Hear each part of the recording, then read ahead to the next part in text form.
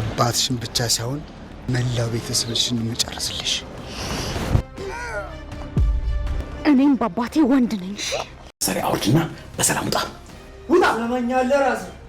እኔም ሰው መግደል ብርቅ አይደለም፣ በቁጥጥር ውስጥ ነው ያሉት።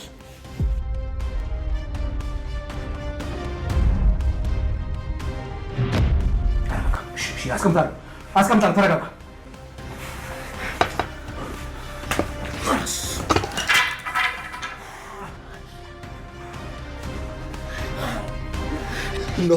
አንቺ አዳንሽ አልሰጠኝም አቶ ለይኩን።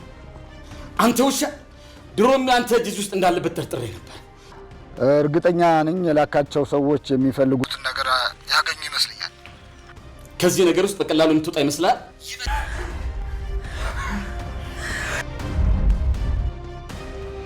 በቀላሉ የምታገኝ መስሎ ነበር።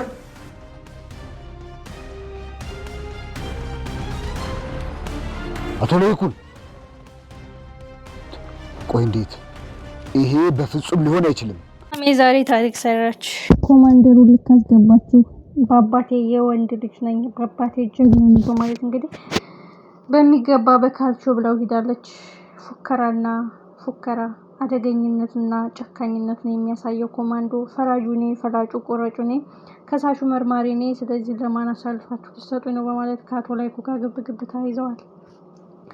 ኮማንደሩ የተደበቀበትን ፋይል የተሰረቀበትን ዶክሜንት ለማስመለስ አጭበርብሮ ከአቶ ላይኩን ቤት የገባው፣ በስተመጨረሻም አጋቾችና አፋኞች የላከባቸው እድሜ ለሲምባ ሁሉም ነገር ገደል ገብቶበታል። በስተመጨረሻም ኑሃሜ ታድጋቸዋለች። ሲምባ የቻለውን ቢያደርግም ግን ከአደገኛው ከኮማንደሩ ሰዎች መታገልና ማምለጥ አልቻሉም። የኋላ ኋላ ግን ኑሃሜ መታ ከኋላ ዘርረዋለች። አጋጣሚዎች ሁሉ ጉልበት አላቸው። ፈተናና ጭንቀት ኃይለኝነትና ደፋር ያደርጋሉ የሚባለው እንደዚህ ነው። ሮማን በስተመጨረሻ ፓራላይዝ መሆኗ ሳይቀር አቶ ተሰማም የማይሆን ቦታ ወድቋል። ኮማንደሩ ግን የሰራው ወንጀል ከጉምሩክ ኃላፊው ጋር በትክክል የሚያጋልጥ ዶክሜንት አቶ ላይኩን ቤት ስላለ እሱን ዶክሜንት አሳልፎ እንዲሰጡት እያደረገው ስራ ሳይሳካለት ቀርቷል። አቶ ላይኩን ደፋርና ቆራጥ፣ ላለማው የማይወለውል፣ ላቀደበት እቅድ የማይወለውል ደፋር ነው። ስለዚህ አይኔን ገልጠህልኛል፣ ጨካኝነትን አስመስክረሃል። እስከዛሬ የህግ ሰው ሆኖ እንዴት በህግ ላይ ይቀልዳል? እንዴት በወንጀለኞች ላይ ጨካኙን ያሳያል? እሱ ወንጀለኛ ሆኖ እንዴት ወንጀለኞችን ይገላል ነበረ። አሁን ግን በደንብ ግልጽ ሆኖልኛል። ሲምባን እንደዛ ስታሳድደው የነበረው ወንጀለኛ ሆኖ ሳይሆን ወንጀልህን እንዳያጋልጥብህ እንደሆነ ድፍን ማረጃ እጅ አስገብተህልኛል። እመነኝ፣ እኔ ላይኩንን አላወከኝም።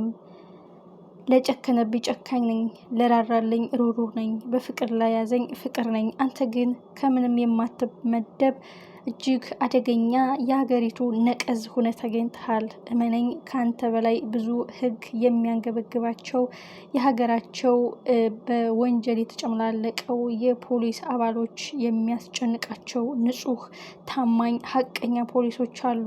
እመነኝ፣ እንዲህ እንደቀለድክ አትቀርም። ፈራጅ ቆራጭ እኔ፣ ገዳዩም መርማሪው ምን ነኝ እንዳልከው መቀመቅ ወረውርሃለሁ ሲል እንግዲህ አቶ ላይኩን ከኮማንደሩ ጋር ተፋጠዋል። ቤቱ ሙሉ ቤንዚል ተርከፍክፎ ኮማንደሩ ዶክሜንቱን ካላገኛችሁ እዛው እስከ ቤቱ አጋዩት ያለው እሱ ሳያጋይ እሱ ራሱ ሊጋይ ነው።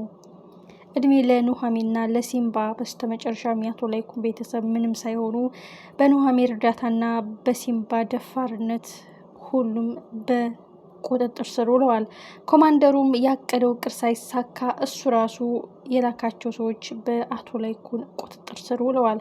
ወንጀለኛ ሆኖ ወንጀለኞችን አሳልፈን አንሰጥም። ለማን እንደምንሰጥና ታማኝ፣ ሀቀኛ፣ ለሀገሩ ተቆርቋሪ፣ ሙያውን አክባሪ የሆነ ፖሊስ አለ። ስለዚህ ግድ የለም ማሩኝ እስከምትል የሚገባህን ቅጣት ታገኛለህ። እኔ ላይኩን አይደለሁም።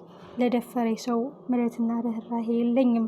አንተ ወንጀል እንዳይጋለጥ እስከዚህ ክፋትና ጥግ ድረስ ጭካኔን አሳይተሃል። የማይነካውን ቤተሰቤን ነክተሃል፣ በማይመጡ መትሃል። ስለዚህ በቀላሉ አልተውም ሲል እንግዲህ አቶ ላይኩን ቆፍጠን ጀነን ኮስተር ብለዋል። በስተመጨረሻም ኑሃሜ ኮማንደሩን በሚገባ በካልቾ ብላ እንግዲህ አንቆራዛው ትታው ሄዳለች።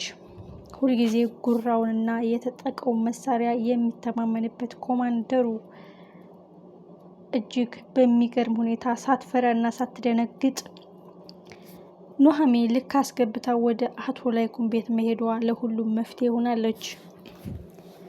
ኑሃሜ ባትደርስላቸው በእርግጥ ሲምባ ሌሎች ሰዎች ጋር ከሚተኩስ መሳሪያዬን አስቀምጣለሁ በማለት እንግዲህ እየተለማመጠው ነበረ። የኋላ ኋላ ግን ኑሃሜ መታ ማጅራቱን በመምታት ልዩ እንዲወድቅ አድርገዋለች። ኑሃሜ ባትደርስ ምን የሚፈጠር ይመስላችኋል? ሲምባ ያሰበውን ከማድረግ የፈለገውን ከመፈጸም ወደ ኋላ አይልም። ጨካኙ አረመኔው ራሴን አሳልፌ ለህግ ከምሰጥ ወንጀለኛው እጅግ አደገኛው መርማሪ ህጉን አስከባሪ ለህጉ ፈራጅ ቆራጭ ታማኙ ተብዬ የምጠራው እኔ ኮማንደር ወንጀለኛ ተብዬ መቀመቅ አልወርድም ብሎ ወንጀሉን እያሰፋ ሊመሰክሩበት ያሉትን ሰዎች የሚያሰቃይ ሚስጥሩን የሚያውቁበትን ሰዎች የሚያስወግድ እጅግ አደገኛው ኮማንደር አሁን ግን እስከ ጥግ ድረስ የሚፋለመው ከአቶ ላይኩን ጋር ተጋፍጧል። በፊት እነ አቶ ላይኩንና እነ ናሆም አቶ ሲምባ ላይ ይፈርዱበት ነበረ። ያለ ወንጀሉ ወንጀለኛ፣ ያለ ጥፋቱ ጥፋተኛ፣ ያለ ኃጢአቱ ኃጢአተኛ ተብሎ ሲሳደድ የነበረው ዳግም ብቻ ነበር የሚከራከርለት። አባቴ ንጹህ ሰው ነው፣ የኮማንደሩ ወጥመድና እቅድ ስላልገባችሁ ነው እያለ አባቱን እያለ ብዙ ተንከራቷል። ኮማንደሩም ሲምባን ለመያዝ ብዙ ውጣ ውረድ ወርዷል። ሲምባም የኮማንደሩን ጨካኝነት ስለሚያውቅ የሚያገኘውን አማራጭና መንገዶች እየተጠቀመ ዛሬ እዚህ ደርሷል። አቶ ላይኩን እስከ ሙሉ ቤተሰብ የሲምባን መልካምነትና ንጹህነት አምነው፣ ኮማንደሩ ግን ወንጀሉን ለማድበስበስ ያልገደለውን ገለሃል፣ ያላጠፋውን አጥፍታል በማለት ያለ ኃጢአቱ እሱ ራሱ የሰራው ወንጀል ሲምባ ላይ እንደለጠፈው አረጋግጦላቸዋል።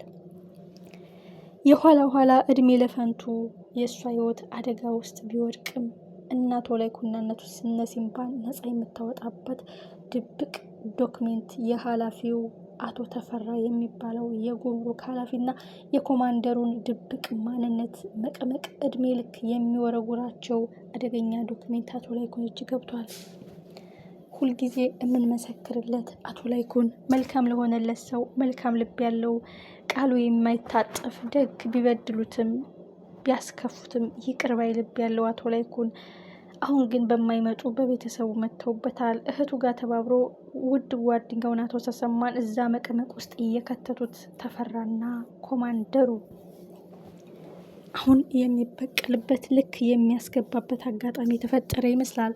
ያውም ቤቴን ደፍረህ ቤቴን ረግጠህ እጅና እግራችን ጠርንፈህ በላያችን ላይ ቤታችን ልታጋየው፣ ይህ ማለት ጨካኝ አረመኔ ቅንጣት ያክል ለሙያ ክብር የሌለህ ያንተን ወንጀል ለመሸፈን ምስኪኖችን የምትገድል ያንተን ኃጢአት ለመደበቅ ምስኪኖችን የምትጎዳ ማስረጃ ነው የታውክልን፣ እመነኝ ላይኩን አይደለውም በማለት አቶ ላይኩን በቆፍጣናነት ከኮማንደሩ ጋር ተፋጠዋል። ሲምባ ደፋሩ በስተመጨረሻ ነፃነቱን የሚያውጅበት ኮማንደሩን መቀመቅ የሚያወርድበት ከዳግም ከልጁ በተጨማሪ ሙሉ ቤተሰቡ አጋርና ጓደኛ ችግሩን ተካፋይ ሆነውለታል። ምን ይፈጠራል? ድል ለሲምባ።